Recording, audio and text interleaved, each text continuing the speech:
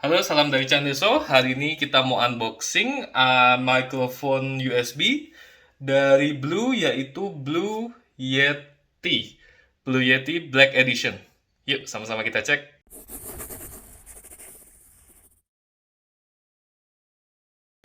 Oke, ini kotaknya ya. Untuk edisi 2022 kita beli.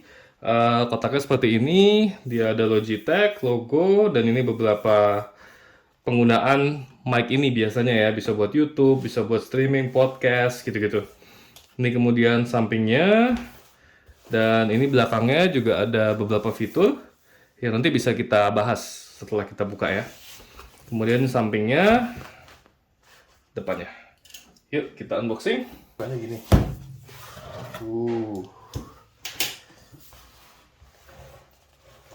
Oke, di atasnya ada USB, dan ini karena Blue Yeti ini udah agak lama sebenarnya.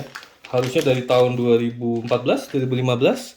Jadi dia masih kabelnya itu mini USB. Makanya aku pengen tahu apakah di tahun 2002 masih worth it. Kemudian ada buku panduannya. Kemudian lagi, dan ini ada mikrofonnya,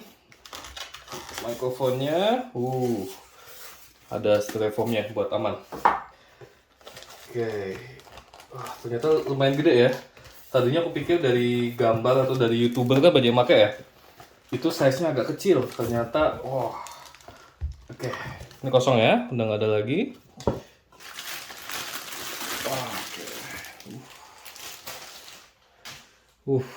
Bagus banget ya. Ini warna yang Black Edition, jadi semuanya warna hitam. Dan dia punya banyak pilihan warna kalau di sini. Tadi saya lihat di toko ada yang warna biru, ada yang warna merah, ada yang silver, itu juga ada.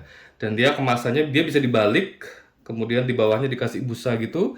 Ini mudah untuk transport kalau mau dibawa kemana-mana, jadi lebih compact.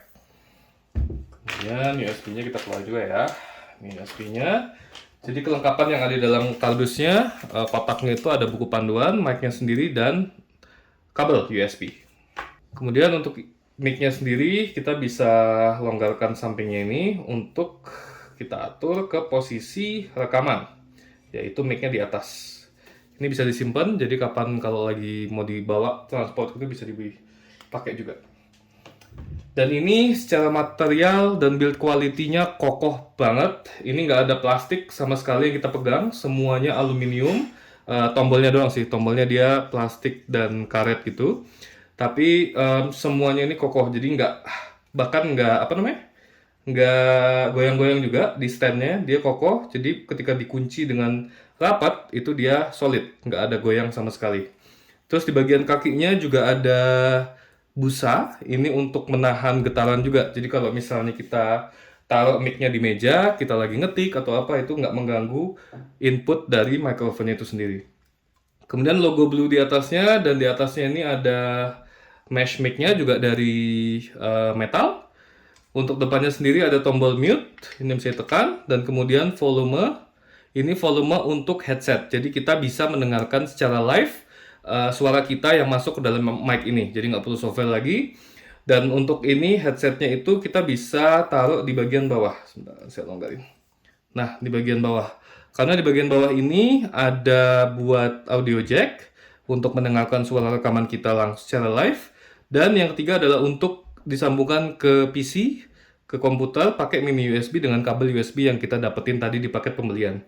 Kemudian ini untuk drat buat dipasang di stand atau di kayak mic arm yang buat kayak kalau radio gitu ya. Itu ya. Nah, kemudian di bagian belakang sini ini ada mode-modenya teman-teman. Jadi ada 4 mode. Eh untuk mode ini kita pas ngetes aja ya, dibahas satu-satu. Tapi intinya ada 4 mode. Ini yang membedakan dari Blue Yeti ini dengan Blue Yeti yang Nano. Karena kalau Nano dia cuma 2 mode. Sedangkan dia punya 4 mode.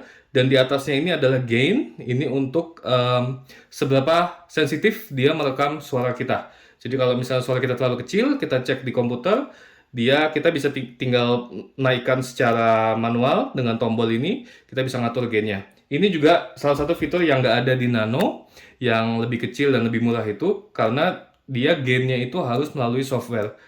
Jadi menurutku agak kurang praktis juga. Kalau ini tinggal kita atur secara manual, itu lebih enak.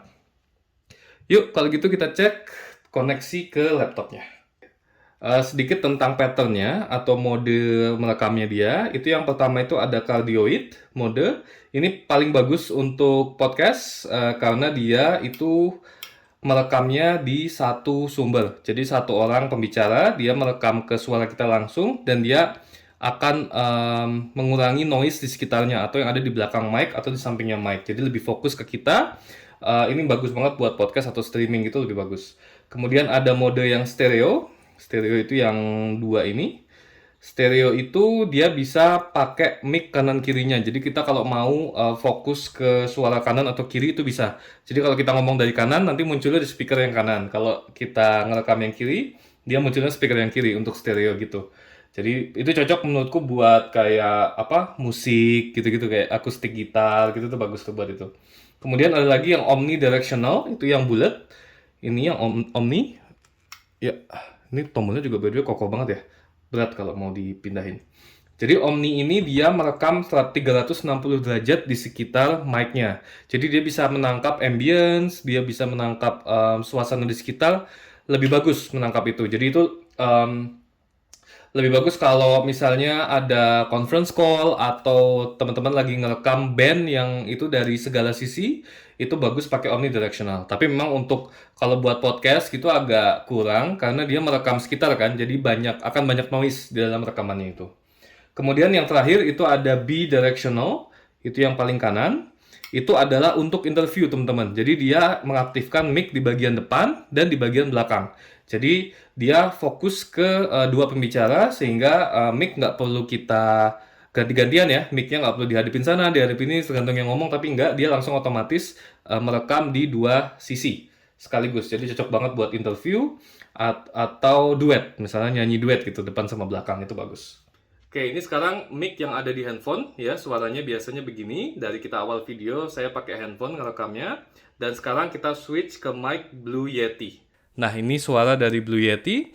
Kalau dilihat lebih fokus ya. Ini aku pakai mode yang cardioid. Jadi ini fokus ke aku aja, tapi kalau aku ngomong ke samping itu agak kurang. Dia ngedengerinnya nggak terlalu bagus kalau ke samping. Jadi dia bisa fokus ke aku doang.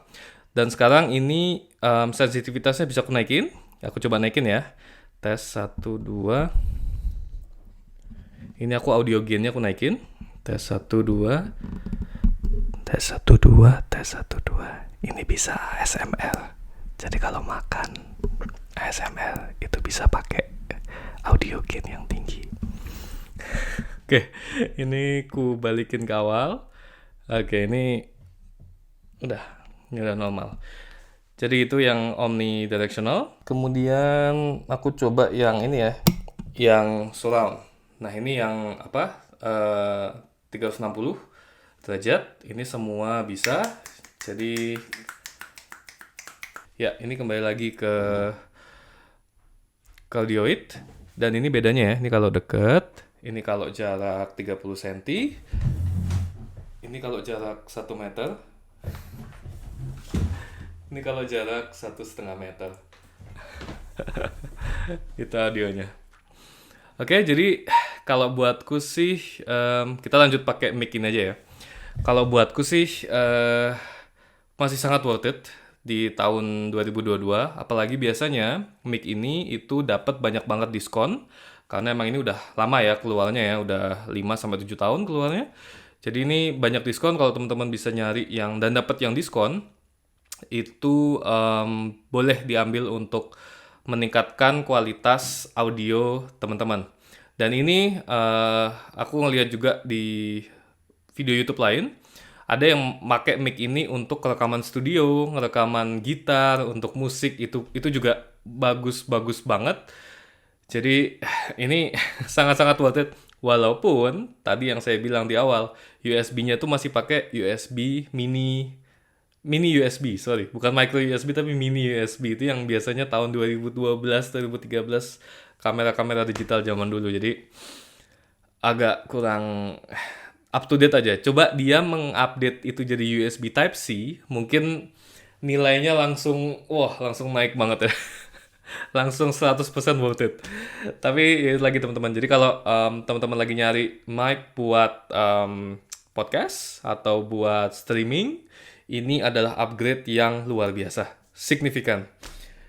Oke, itu aja dari Candeso. Kalau ada pertanyaan atau kalau ada info tambahan yang tadi belum aku sebutkan di sini, bisa masukin aja di kolom komentar di bawah. Oke? Sampai jumpa di video berikutnya. Salam dari Cah Deso. Salam dari Cah Deso. Jangan lupa subscribe.